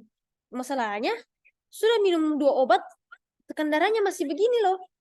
Nah, kaliumnya cuma 2,8 loh. Kalium cuma 2,8. Normalnya kalium berapa? 3 sampai 3,5 kan? Sorry, 3,5 sampai 4,5 ya. Ya. Kalium 3,5 sampai 4,5. Oke, sampai 5. Nah, dia hipokalemia, guys. Ingat, kalau ada gangguan gejala tambahan, severitasnya lebih parah, itu kemungkinan pikir dia hipertensi sekunder. Gejala tambahannya itu dia ada kelemahan kedua tungkai. Kenapa bisa lemah? Karena hipokalemianya cuma 2,8. Kenapa bisa terjadi hipokalemia? Karena hiperaldosteronisme. Aldosteron itu apa fungsinya? Retensi Na dan cairan toh H2O. Nah, kalau dia mau Na masuk banyak-banyak di tubuh, dia kasih keluar lawannya Na kalium. Berarti dia kasih keluar kalium, ekskresi kalium juga ini. Kalium. Oke? Makanya dia akan terjadi hipokalemia, hipernatremia dan hipokalemia. Oke? Kalau hiperkortisol ini hormon kortisol, berarti ini nanti dia gejalanya kayak Cushing nih. Kalau phemochromocytoma tadi adrenalin yang meningkat, berarti nanti gejala-gejala tambahannya itu ya simpatis semua meningkat, berdebar jantung, keringat-keringat. Oke? Kalau renovaskular renal stenosis, gejala tambahannya itu bruit pada arteriorenalis, ada bruit. Oke? Kalau Cushing itu mirip-mirip lah hiperkortisol. Sama. Oke? Nomor 27. Saya cepat-cepatan ya. Wanita 36 tahun datang dengan keluhan sesak napas, GVP meningkat, murmur diastolik pada apex. Diastolik pada apex. Langsung pikir apex, mitral. Pada saat diastolik mitral lagi apa? Terbuka, berarti dia mitral stenosis. Karena dia terbuka, baru dia murmur, toh berarti stenosis. GVP meningkat. Edema ekstremitas bawah. Ada demam rematik saat umur 5 tahun. Apakah kemungkinan diagnosisnya? Nah, kalian disuruh pilih antara 2. Jantung kiri atau jantung kanan atau dua-duanya.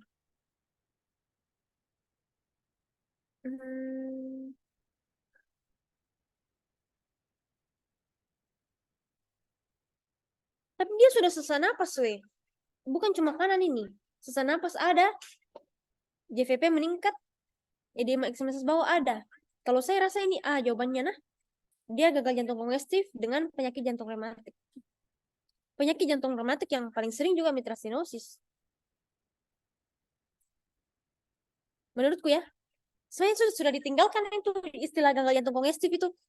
Ada yang dulu bilang tuh kiri itu gagal jantung kiri ya kiri, kanan ya kanan, kongestif berarti kiri kanan. Sebenarnya sudah ditinggalkan. Tapi biasa masih ada soal-soal begitu. Jadi saya ini jawab A. Karena sudah ada gejala gagal jantung kanan, sudah ada gagal jantung kiri juga.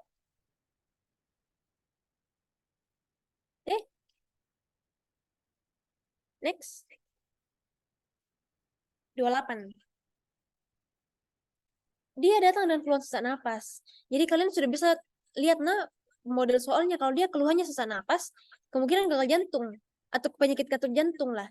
Kalau keluhannya nyeri dada, kemungkinan angina, entah itu angina pectoris stabil, tidak stabil, UAP, STEMI, NSTEMI. Kalau dia keluhannya berdebar, aritmia. Oke? Ini sesak napas. Jadi langsung pikirannya pertama itu gagal jantung dulu. Ada riwayat penyakit DM, hipertensi, tidak bisa minum obat. Tidak ada keluhan nyeri dada. Tekan darahnya tinggi. Kardiomegali. Temuan laboratorium DM. LDL tinggi. HDL rendah.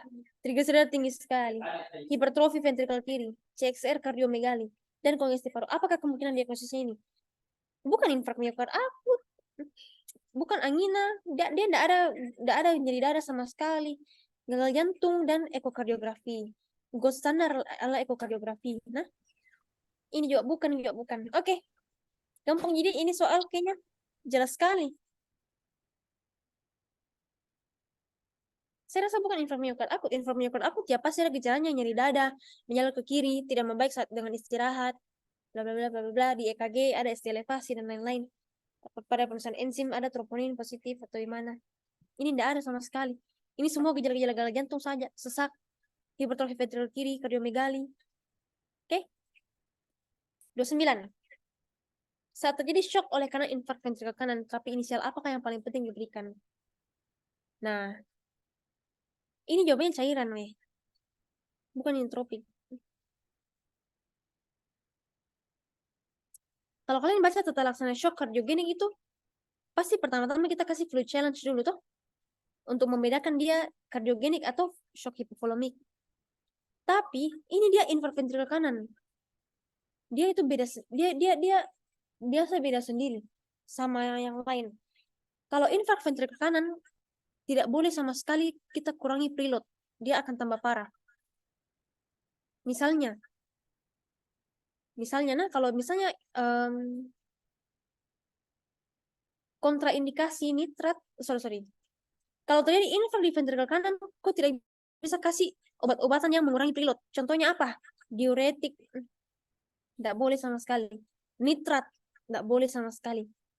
Kenapa kok akan mengurangi preload?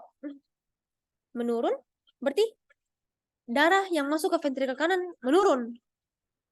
Preload right ventricle menurun. Akhirnya semakin kurang juga kontraktilitasnya. Ada hukum Frank Starling, semakin banyak volume masuk ke jantung, semakin kuat dia berkontraksi. Kalau kita kurangi preloadnya, kita kurangi volume yang masuk, kontraksinya berkurang juga, tambah gagal jantung dia. Makanya kita tidak boleh kasih ini dua obat-obat yang mengurangi preload ya. Kita lebih penting kasih cairan supaya preload meningkat begitu ya. Nah, kasih cairan supaya preload meningkat. Inotropik boleh, tapi cairan dulu paling pertama. Oke? Coba nih kalian baca di jurnal atau apa. Seingatku itu tetap fluid dulu, resusitasi cairan dulu kalau shock. Terutama kalau infark ventrikel kanan. Nah, kalau kalian baca nanti di jurnal custom saya, nah, kalau ada yang beda. Profil hemodinamik pasien gagal jantung dengan hipoperfusi dan kongesti. Hipoperfusi ini juga sebenarnya sudah ditinggalkan ini. Cold and wet, cold and warm, dry and wet, dry and warm, itu sudah ditinggalkan. Guideline terbaru itu dia pakai 4 presentasi klinis presentasi klinis acute heart failure. 1 itu shock kardiogenik, satu itu ADHF, acute decompensator heart failure, 2 itu acute lung edema, 3 itu isolated right ventricular failure, 4 itu baru shock kardiogenik. Ini yang sekarang dipakai. Nanti kalian baca di guideline ESC, nah. Ini dulu ini, cold and wet, cold and warm, dry and warm. Tapi kalian lihat saja di soal hipoperfusi, berarti dia pasti dingin dong. Kalau kurang perfusi jaringan, berarti kalau diraba akral dingin, tah? Coret ini yang hangat. Kongesti, berarti ada bahasa nih. Kongesti entah di paru membesar atau di paru, sesak napas, ada rongki. Oke. Lanjut ya. Ini yang tadi teman-teman sudah bilang, bising continuous. Terutama di ICS-2, intraklavikula. Apakah yang sering mengalami kelainan ketika masa embriologi? Oke, ductus arteriosus. Berarti nama penyakitnya adalah PDA. Patent ductus arteriosus. Lanjut. 32. Datang ke puskesmas dan keluhan susah napas. Dirasakan 9 bulan. Diperberat dengan aktivitas ringan. Tadi NIHA berapa ini? Ada yang masih ingat? Saya ajar tadi NIHA, klasifikasi NIHA. Kalau dia diperberat dengan aktivitas ringan, kalau dia sesak dengan aktivitas ringan, itu berarti NIHA berapa?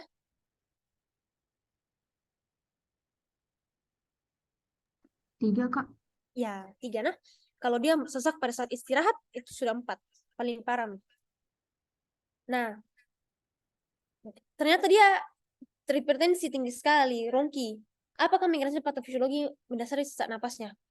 Gampang gitu. Gara-gara hipertensi, dia sesak napas. Kenapa? Karena afterload meningkat. Langsung cari yang afterload meningkat. DM ini. Antara C atau D. Atau E. Toh, Kan hipertensi after all itu beban yang harus ditanggung jantung pada saat dia memompakan darah. Kalau orang hipertensi berarti tekanan sistemiknya tinggi sekali. Berarti ventrikel kiri tekanannya harus lebih tinggi daripada itu supaya dia bisa memompa darah keluar. Karena darah pasti mengalir dari tekanan tinggi ke tekanan rendah. Toh, misalnya di sini dia tekanan tinggi sekali, tadi tekanannya berapa? 180/100. Berarti darah yang di sini harus lebih tinggi. Makanya dia capek, tidak mampu dia. Akhirnya lemah di sini, dia tidak bisa kembalilah darah ke backflow dari ventrikel kiri naik ke atrium kiri ke paru, makanya dia sesak. Oke? Peningkatan afterload sehingga menyebabkan peningkatan end systolic volume dan penurunan stroke volume. Apa itu? Sabar. Nah, end diastolic volume.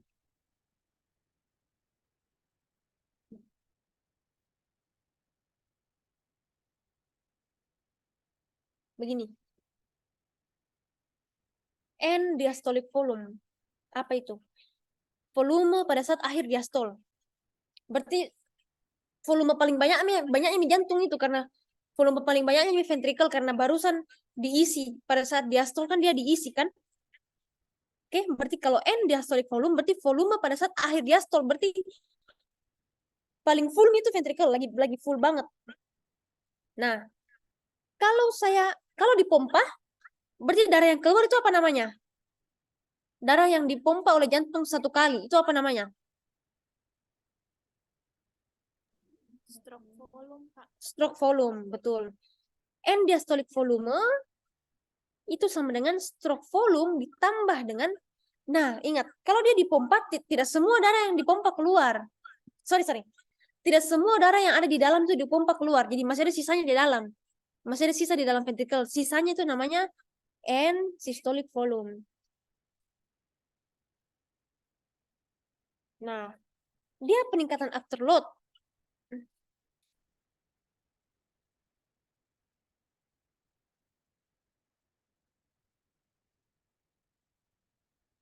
Cocok ini deh. Kenapa bisa? Karena kalau afterload meningkat sekali, jantung kiri susah pompa, berarti stroke volume menurun kan? Cocok itu pasti stroke volume menurun.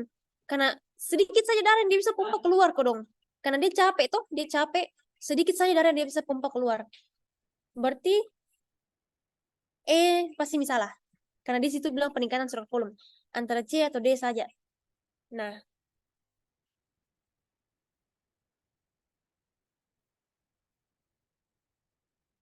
kalau misalnya stroke volume berkurang, pasti end systolic volume-nya bertambah dong. Kalian mengerti tuh? Misalnya di end diastolic volume jantung lagi full banget.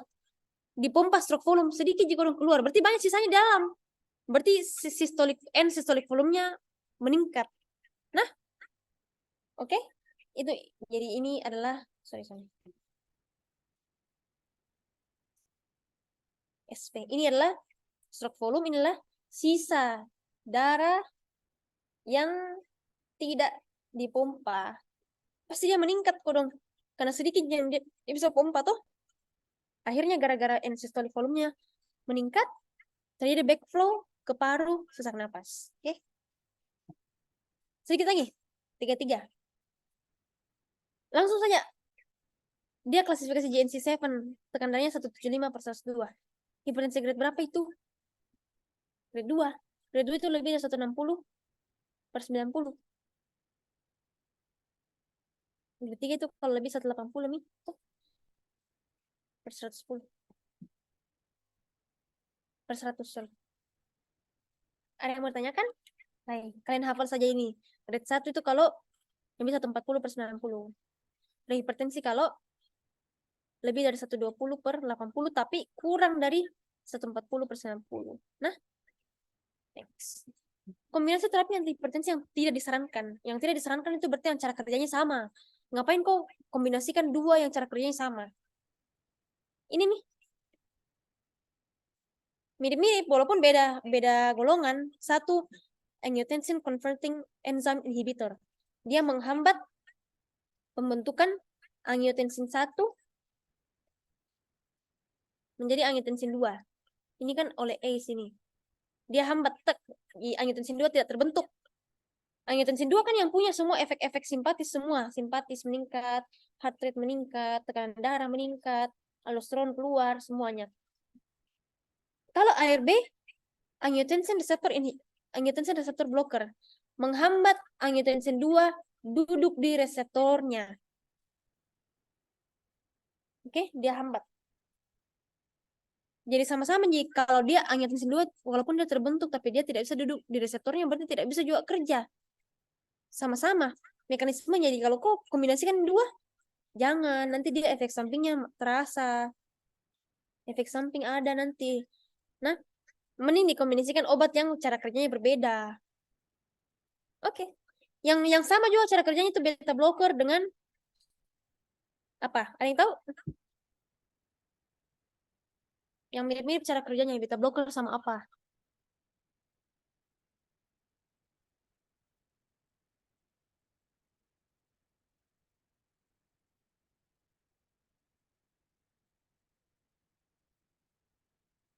Sama kalsium channel blocker yang non dihidropiridin. Yang ada dua itu verapamil, diltiazem. Dia sama-sama kerja di jantung, sama-sama inotropik negatif dan kronotropik negatif. Bahaya juga kalau dikombinasikan itu. Nah, lanjut. Enggak napas. 3 bulan lalu, memberat 7 hari. Kedua tungkai membengkak. Berarti sudah ada gagal jantung kanan ceritanya ini. SLE. Bising pansistolik, ICS 2, 3 parasternal kiri. ICS 2 kiri, berarti katup pulmonal. Katup pulmonal. Sistolik. Sorry. Kalau pansistolik itu kemungkinan ini apa diagnosisnya ini ya? AXDK ya. Karena kalau stenosis pulmonar itu dia bukan pansistolik. Dia sistolik, ejeksi sistolik. Dia enggak pan. ABK VSD. VSD juga bisa ya. Tapi VSD biasa 3 dan 4. Dan dia tidak sampai 30 tahun. Itu yang kupikir juga tadi. Dia biasanya tuh usia muda sudah didiagnosis kalau VSD. Yang bisa sampai usia tua itu ASD. Tapi bukan itu yang ditanya kok. Yang ditanya itu kok lihat saja gambarnya. Apa ini pinggang jantung tuh? Pinggang jantung menghilang, malah dia membulging begini keluar ya. Saya sudah bilang tadi yang menyusun pinggang jantung ada dua. Antara atrium kiri atau arteri pulmonal. Tapi pulmonal kan milah. Karena atrium kirinya tidak ada di pilihan tuh. Cocok ini hipertensi pulmonal yang bikin dia membulging begini, arteri pulmonal yang menonjol.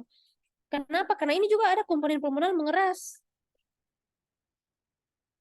Sudah terjadi hipertensi pulmonal. Sudah terjadi gagal jantung kanan. Cocok ini.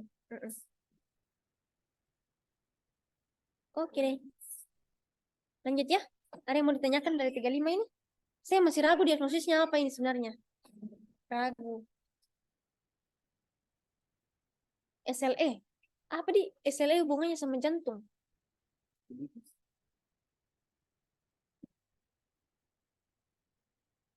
Katup jantung. Hipertensi pulmonal. Nanti baca lagi deh. Bisa lah pasti. Dia bikin kaku-kaku kayaknya itu. Pembuluh darah pulmonal toh. Akhirnya bikin hipertensi pulmonal. Oke, kayaknya bukan ASD ini. Ini akibat HT pulmonal akibat infeksi SLE. Lanjut. Lanjut nah. Yang 7 ada cara aku bilang. 36. Sesak napas berat disertai keringat dingin. Nyeri dada tembus ke belakang. Rokok dan DM. Duduk tampak gelisah. Wih, sudah hipotensi. Oksigen sudah rendah sekali. Rongki di seluruh paru. EKG-nya ST elevasi pada V1 sampai V6. Waduh. Apakah diagnosis tim yang tepat? Semuanya ada ini.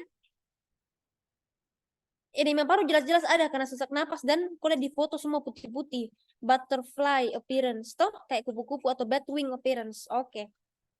Shock kardiogenik sudah ada karena sudah kurang dari 90, sistoliknya 70/40. Dan terbukti dia gara-gara jantung, karena dia ada nyeri dada. Toh? Oke, syukur yang ini juga ada. Sisa ini infark miokard di bagian mana? Kalau V1 sampai V6 berarti whole anterior ya. Cocok deh. Oke deh. 37. Apakah penanganan awal? Intinya dia pasti sesak napas hebat. Gagal jantung ini. Bengkak pada kedua tungkai, merokok dan hipertensi. Hipertensi ada. Ada juga murmur sistolik di apex. Sudah ada mitra regurgitasi. Menyerang ke aksila. Pada pesan paru, fluxus ronki, presonal paru. Nah, kalau gagal jantung berarti ini dia ini acute decompensated heart failure gara-gara hipertensi, capek ventricle kiri, capek. Awalnya dia hipertrofi toh supaya bisa melawan afterload, dia hipertrofi, dia membesar dulu. Lama-lama capek, akhirnya gagal jantung. Acute decompensated heart failure. Apa tata laksananya ya? Pasti oksigen dulu. Semuanya ada oksigen, jadi pilih oksigen saja. Furosemide intravena saja langsung, ngapain tablet lagi? Intravena bolus 40 mg sama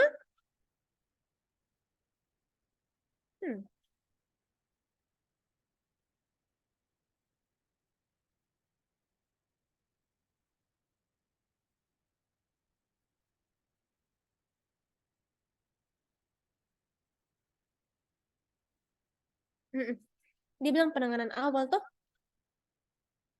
mending langsung kasih nitrogliserin dulu sebagai vasodilator.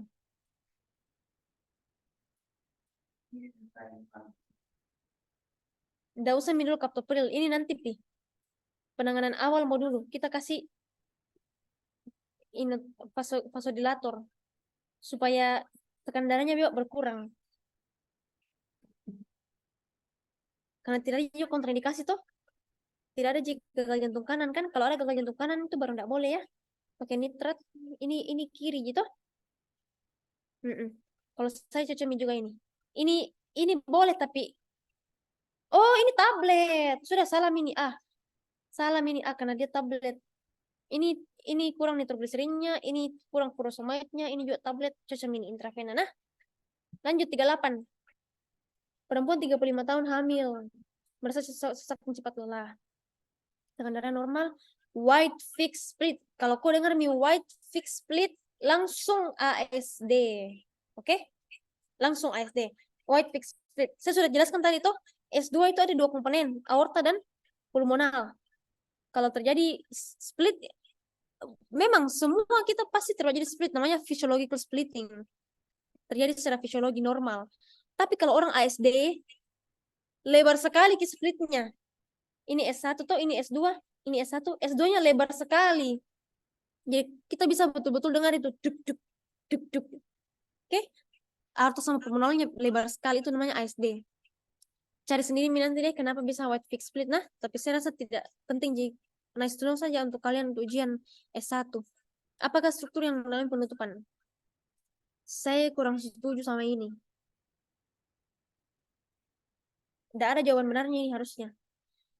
Karena fossa ovalis itu kalau gagal menutup, penyakitnya namanya patent foramen oval.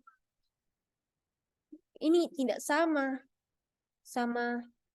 ASD. No, tidak sama ASD. ASD adalah atrial septal defect. Berarti defeknya di mana? Di septum. Berarti defeknya adalah, seharusnya jawaban yang benar adalah septum secundum paling sering. Septum secundum. Tapi septum secundum. Nah, ini. Bukan fossa ovalis. Tapi salah tongnya yang lain, interventricularis tidak mungkin. Ini kan VSD, berarti ini VSD 2. Ligamentum arteriosum, berarti ini PDA. Ini tidak lagi. Oke? Ini kalian ingat nah, perkataanku, patent foramen oval tidak sama atrial septal defect. Kalau patent foramen oval, memang fossa ovalisnya gagal menutup. Oke? Tapi kalau ASD, patent foramen oval itu tidak ada defect pada septum. Cuma saja fossa ovalisnya tidak menutup saja. Foramen ovalnya tidak menutup. Tapi kalau ASD itu ada tong defect pada septum secundumnya atau septum primum, tergantung. Paling sering septum secundum. Oke? Boot shape appearance langsung nih, tetragiophalo. Kenapa bisa boot shape, Kak? Kayak gini kan. Pinggang jantung ramping banget. Kenapa? Karena stenosis pulmonal. Kan tadi saya sudah bilang, pinggang jantung dibentuk oleh dua. Arteri pulmonal dan atrium kiri. Pada tetragiophalo terjadi stenosis pulmonal. Jadi sedikit sekali darah masuk ke paru-paru. Jadi di sini sedikit tongki di sini. Berarti kayak kurang sekali darah yang masuk ke paru-paru. Akhirnya dia ramping begini, kasihan. Ada VSD. Ada right ventricular hypertrophy. Kalau ada RVH, apex akan terangkat. Toh apex terangkat. Dan ada RVH juga. Makanya dia boot shape. Kayak gini nih. Oke. Ada off-riding aorta. Ada 4 nah. Ini kelainannya baca sendiri nanti nah. Nomor terakhir. Sudah tadi demam. Terus menerus. Sesak napas sedang timbul. Tidak ada demam dengan nyeri sendi. Berarti bukan demam rematik ini. Ternyata cabut gigi 9 hari sebelumnya. Oke.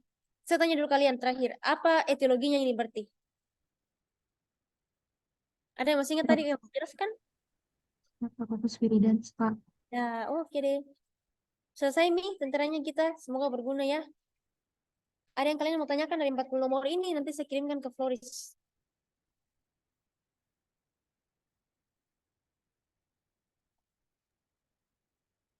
Tapi, Kak, Ya,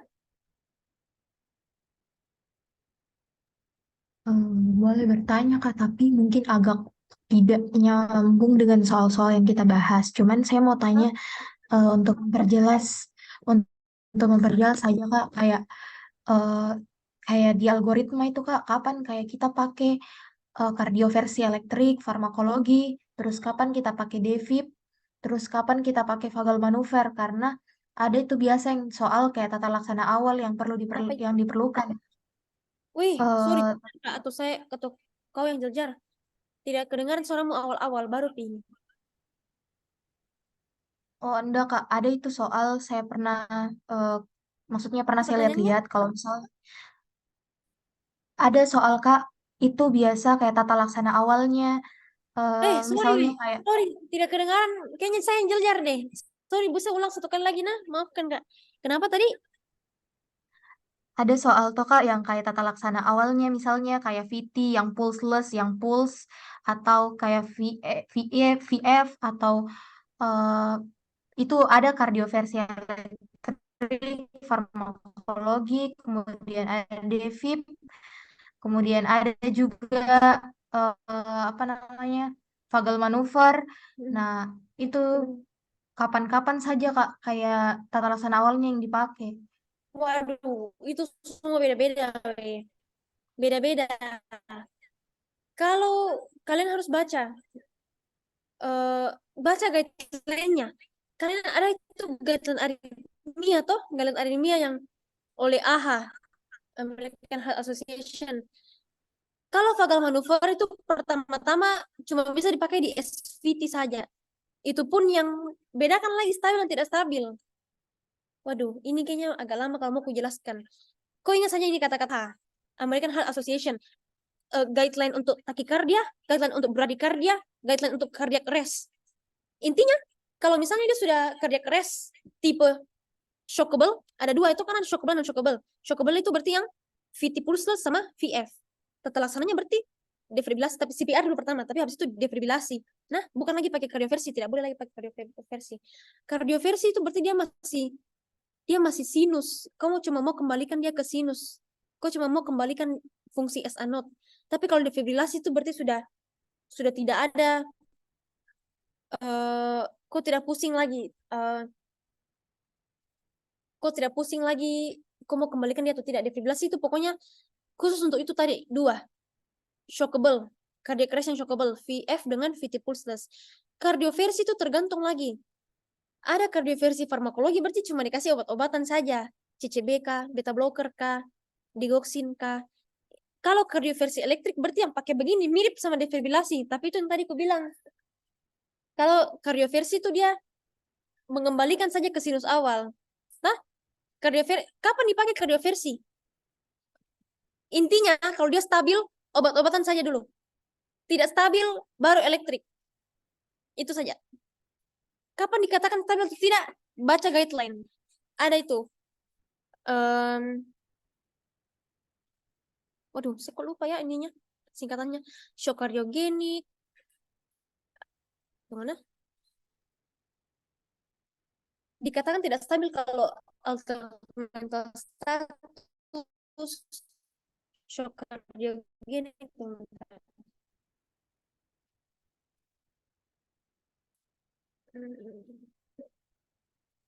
Nah ini, HISA, itu kepanjangan kedua. Hipotensi, altered mental status, ischemic heart attack, shock, sama acute heart failure. Oke? Inilah tanda-tanda tidak stabil. Intinya itu tadi, kau ingat saja perkataanku, kalau dia stabil, kasih obat-obatan dulu atau kardioversi farmakologi. Oke? Kalau dia SVT, boleh vagal manuver pertama kali. Sebelumnya kardioversi obat-obatan vagal manuver dulu. Kalau dia penyakit yang lain, selain yang SVT, misalnya dia atrial fibrilasi, flutter, VT yang ada pulse, semuanya itu bisa kardioversi obat-obatan dulu kalau dia stabil. Tapi kalau dia tidak stabil, langsung kardioversi elektrik. Beda-beda lagi jolnya itu. Makanya saya tadi bilang baca guideline-nya. Oke? Sedangkan kapan didefibrilasi? Kalau dia yang cardiac arrest, yang ada dua tadi, VF atau pulseless VT. Oke? Nanti baca lagi nah. Soalnya kayaknya tidak ada waktu kalau saya mau jelaskan lagi itu semua. Ada lagi yang mau ditanyakan?